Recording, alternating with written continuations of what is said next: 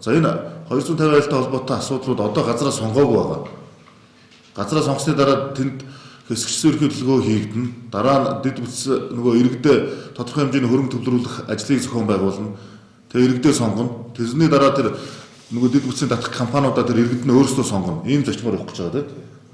Тэр энэ бол яг тэр 1000 айлын газар эхлэл нь 250 айл. Энэ ихний 250 айл дээр ямар ч төрлийн байгууллага битгий хүсэлт өгөөрэй гэж би аль биесээр хүсье. 4 байгууллагыг бид нар бол шууд сонгоно. Цагдаа онцгойд 20 квот өгж байгаа.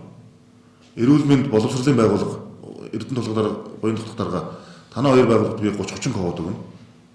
Тэгээ яаж хуваарлах уу гэдгийг бол тухайн газрууд дээр тодорхой нэг жижигхэн нэг журам гаргаад та нарт хөргүүлчихнэ. За энэ 4 байгууллагатай бол хинч барьцаж болохгүй. Энэ нийгмийн салбарын үйл ажиллагаа явуулж байгаа цагдаа онцгой эрүүл мэнд боловсрол гэдэг энэ 4 байгууллагатай бол хинч барьцах эрх байхгүй гэдгийг би аль биесээр хэлье.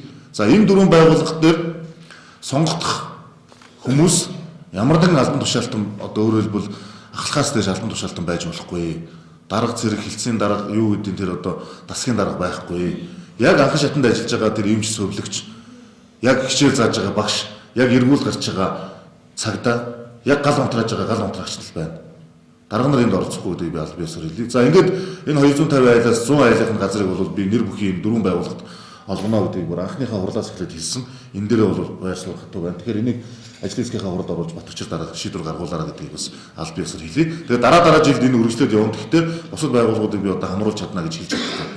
Одоо чиний минь эний минь гэвэл одоо бүгдөө л авахыг хүснэ. Тэгэхээр ийм боломж бол байхгүй шүү гэдгийг хэлье.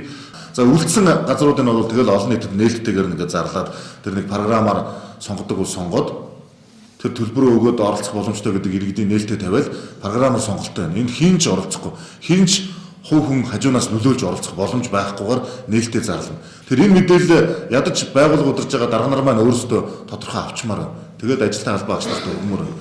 Тэгэхгүй санаатаа санамсаргүй ингээд одоо буруу ташаа мэдээллүүдийг өгөөд байгаа асуудлууд их байгаа шүү гэдгийг бас хэлье.